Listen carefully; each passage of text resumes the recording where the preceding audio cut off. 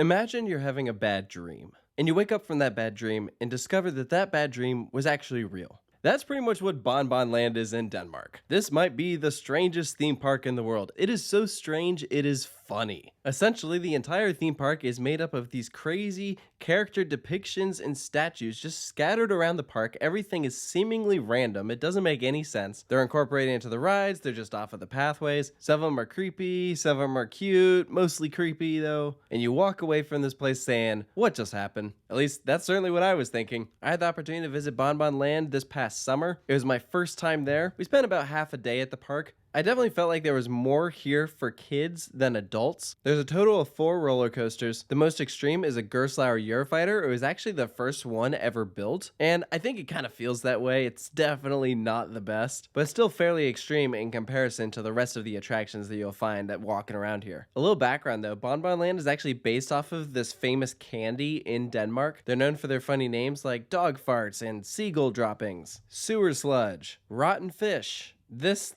thing right here that has her boobs hanging out. And they have manifested all of these famous candies in statue form at this theme park. It's built right near this candies factory. They weren't really able to do factory tours, and so instead they came up with this theme park. And well, it's certainly something. Think of BonBon-Land as the Danish equivalent of Hershey Park. It's a theme park based off of a candy, but instead of the Hershey's bar and the Reese's cup, it's a dog farting and just various animals wearing people clothing making weird faces. I would say the icon of the park is Henry the dog. He's depicted in various mediums throughout the park. He literally has his own ride. That's the dog fart coaster. Pretty much the ride that made us want to come here. Just an absolute meme. There's also a statue of him pretty close to the front entrance. There's a playground where it's just this big dog that you climb in and then you slide out of his butt. It's just very, very bizarre. To be honest, walking around BonBon-Land reminded me of some of the theme parks I got to visit in Japan, because those were strange, but honestly, this might be more weird than some of those places. There were not a lot of people here. It was very empty. I feel like that almost added to like the creepiness factor of it. The way some of the rides were set up was very reminiscent of like a carnival. And so depending on how much you like carnivals, I'm not usually a big fan of those kind of places. But as I was walking around, a lot of the attractions felt temporary. It's just such an interesting contrast from some of the other Denmark theme parks, which are very nicely landscaped, beautiful settings and locations. Everything aesthetically looks great. I don't know if I would really say that for anything here. Again, I understand that this park is probably a bit more geared towards kids. I think they'd probably get a lot of enjoyment around some of this stuff. But as an adult, I'm looking at some of this and I'm like, ugh. I don't know about that. Well, I'll kind of go through a couple of the rides that they have here. So I mentioned they have 4 roller coasters. One of those is a Gerstlauer spinning coaster. They have a Zero Tivoli that's got the super long train. Goes way out there. That's one of the nicer looking attractions. There's a Fabry Drop Tower, a Zamperla Disco, not the large version. That one's themed to a big albatross, so it's got this giant bird out front of it. There's a 4D film. We didn't get a chance to do that one, but that's right at the front of the park. There's also a dark boat ride here called the Sea Lion. Unfortunately, that was closed for us, which is too bad because we could see a lot of the theming from the pathway, and that actually looked like probably the best themed attraction here. I have no idea why it wasn't open, so I was a little bummed that we didn't get a chance to experience that. There was also a Frisbee here that unfortunately was closed as well. So I wouldn't say there's a ton of attractions here. It doesn't seem like the park gets a regular stream of investment. A lot of the attractions here did look like they've been around for a while, but maybe it's just based off of how well the park does. I'm not sure what their regular attendance looks like, although based off of the crowds we saw, it wasn't great. We actually did BonBon-Land the same day as Bakken, so if you're a coaster person, you're trying to do like a trip to Denmark. Personally, I thought it was very doable to do both of these places in the same day. BonBon-Land is located outside of Copenhagen, so you will have to do a little bit of a drive between the two, but it's not too bad at all. I'm not 100% sure if I would recommend this park. I think it depends on what your priorities are, because I wouldn't say any of the rides here are like must-dos. I mean, by far, the biggest quirk about this place is just the